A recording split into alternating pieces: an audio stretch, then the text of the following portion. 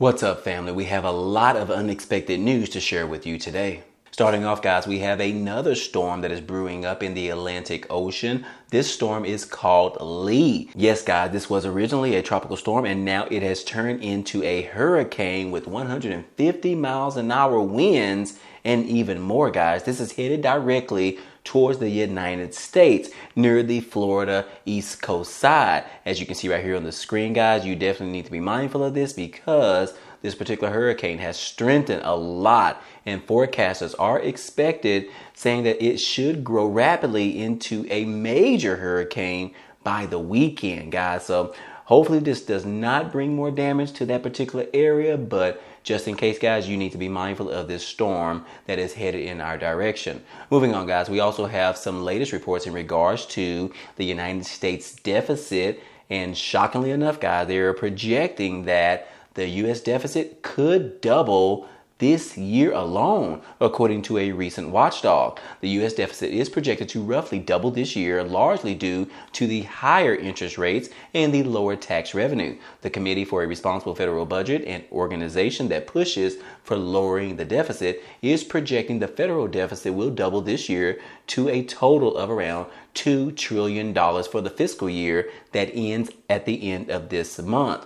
Mark Goldwyn, which is a senior policy director, told The Hill that high interest rates, lower tax revenues, and high inflation resulting in higher Social Security and Medicare costs have all contributed to the rising U.S. deficit. And yes, guys, in a statement coming directly from him, he said that, look, a big part of the story is just that there was sort of a one-time huge revenue surge in 2022 that's already done. Guys, he said that these things continue to add up over time. It's no one thing that's causing us to go from $1 trillion to $2 trillion. It's like 6 different things, he said. And according to the Congressional Budget Office, they have estimated last month that the federal budget deficit reached $1.6 trillion in a 10-month period at the end of July. So anyways, guys, that is a lot of money, I will say. But what can you do, right? We have so many things that are going on right now. And this all started back in the early part of 2020. But the question is, will it end this year, guys? We are tired. Americans are tired, guys. We need to move on and have a better normal life, if you will. But anyways, guys, just to add to insult, guys, we have some recent increases in the COVID-19 testing. Yes, guys, COVID cases are going up, and not just in one state, guys, multiple states. And one question is, because we know California being a huge Democratic state, whether or not they are actually going to increase the shutdowns as well as force and mandate those individuals to wear masks once again. As you can see right here, guys, it says that the California officials are addressing the rising COVID cases right now and trying to figure out exactly what they are going to do. Health officials in California recently spoke with the possible return of mask mandates in the state amid a slight uptick in COVID-19 cases. And on Thursday, officials with the Los Angeles County Department of Public Health held a press conference to speak about the rise in new COVID cases, saying that over the past week, cases have actually doubled. Now, during that press conference, Los Angeles County Department of Public Health Director Barber was asked about the potential return to mask mandates and if the county would ever make them mandatory once again. Now, in a statement from her, she said that, look, ever is not a word I'm comfortable with using. There is not that level of certainty with the pandemic. I'm never going to say that there's not going to be a time when we all need to put our masks back on again. I am going to say we certainly don't all need to put our masks back on right now. We are at a place where people make their own assessment and act accordingly. So yes, guys, they are talking about the mask mandates, but so far, guys, nothing in writing. They are just having these discussions at different types of press conferences, but we don't know, guys. We don't know what this is going to lead to, but I do know one particular state that will not have any type of mask mandates whatsoever, and that is the state of Texas. Yes, guys, I believe last week a law by lawmakers in Texas was actually passed, which basically it bans COVID-related mandates by local governments taking effect last week. It says right here that the new law takes effect while Bexar County is experiencing a rise in COVID-19 infections. And yes, guys, despite the rising number of COVID-19 cases throughout the state of Texas, Governor Greg Abbott said that there will be no mask mandates in Texas. Soon, there will be a new law in place to back up this statement. Like I said, guys, that law went into effect on September the 1st, last Friday, which means that local governments will be prohibited from requiring COVID-related masks, vaccines, business shutdowns. However, Senate Bill 29 does not restrict private entities from enforcing their own rules. So Texas will not be mandating those mask mandates. But California, on the other hand, they might actually do it. And speaking of mask mandates, guys, the former President Donald Trump was not happy about the idea of going back to these mask mandates. In fact, he ended up blasting the idea of having these particular new mandates, saying that, look, we will not comply. COVID tyrants want to take away our freedom, he said.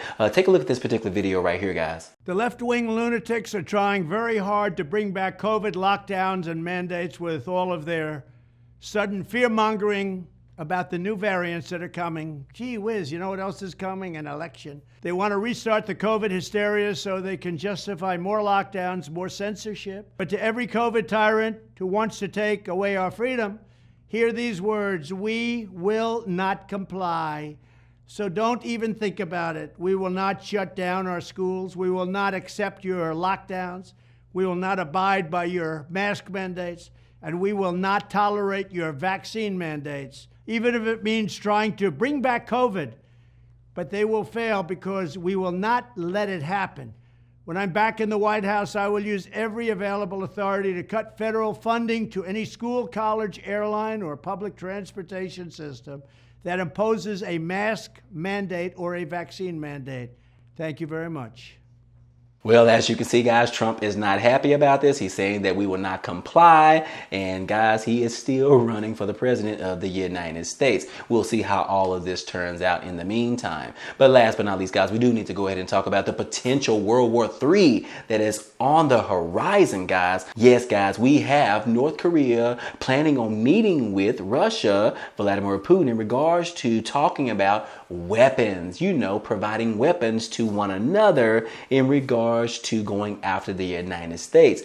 Could we be on the verge of a World War III, you ask? Well, it looks like we are directly headed towards that direction, guys. And it says right here that the North Korean leader, Kim Jong-un, is planning on traveling to Russia this month to meet with President Vladimir Putin. And according to a U.S. official, that is what they told us. The two leaders will discuss the possibility of North Korea providing Moscow with weapons to support its war in Ukraine, where talks would have been held are not necessarily clear. But the Kremlin, they said that, look, they have nothing to say in regards to the reports, which were also carried by other U.S. media. There was no immediate comment from North Korea on this particular matter. Now, again, the White House has actually spoke about the potential of Kim Jong-un meeting with Vladimir Putin, and the U.S. said that, look, North Korea will pay a price for any weapons supplied to Russia. Yes, guys, obviously this is just another threat that the United States is putting out towards another country.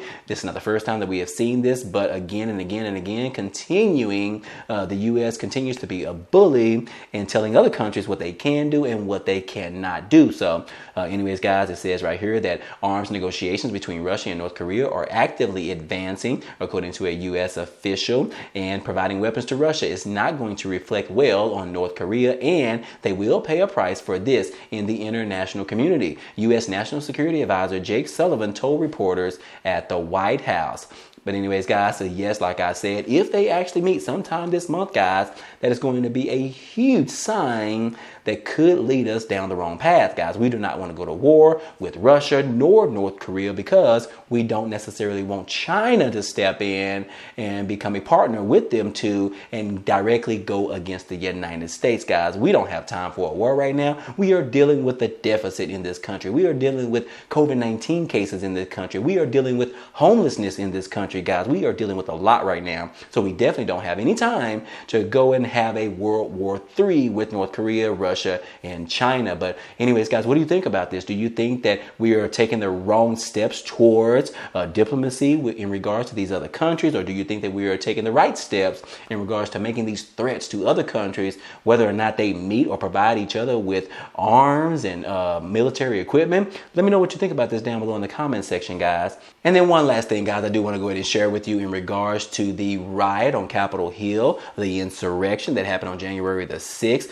Yes, guys, this has been the largest sentence that we have seen thus far. And yes, guys, we are talking about the ex-Proud Boys leader, which was Enrique Tarrio. Yes, guys, he was sentenced earlier this week to 22 years for the Capitol riot. That is the largest sentence that we have seen thus far over the attack on Capitol Hill, which happened as lawmakers were trying to certify President Joe Biden's 2020 election victory. Tarrio, which is 39 years old, was not in Washington during the riot, but he helped organize the group's involvement. The Department of Justice sprawling investigation into the riot has so far seen more than 1,100 people arrested and charged. But anyways, guys, this is the largest amount of prison time that has been given in regards to the January 6th riot. So anyways, guys, this will probably be the largest because he was a leader in regards to the organization of the riot. So anyways, guys, other individuals received like 20 years, 16 years, 10 years, and so forth. But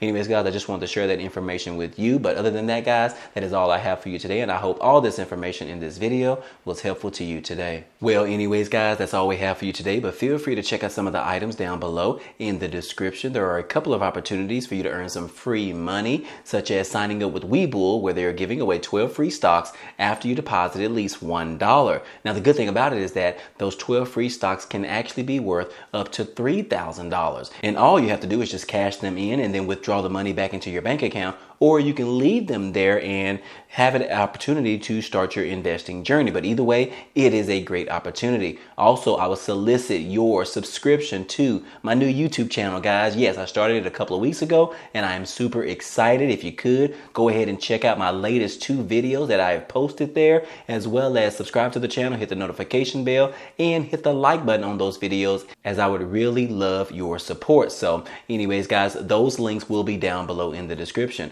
But other than that, guys, hey, if you enjoyed today's content and you want to see more, please go ahead, subscribe to the channel. It's totally free. And if you like today's video, then go ahead and hit the like button for us. It really helps out this channel, as well as it tells YouTube to share this video with others. But anyways, guys, hey, I appreciate you guys stopping by and watching, and I hope to see you on the next video. Peace.